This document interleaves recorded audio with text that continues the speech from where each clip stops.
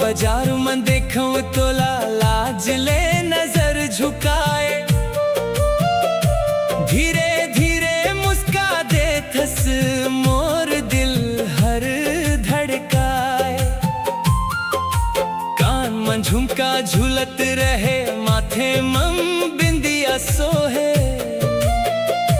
तोर सादा रूप ला देख मोर मन हर मोहे। महुआ डार के छैहा मन तोर संग बैठे के आस, तोर मीठ बोली सुन के भूल जात हम सब पीर प्यास।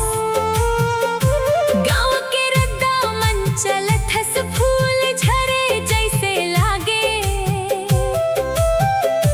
तोर संग जिंदगी बिताए बर मोर मन हर जागे। चांद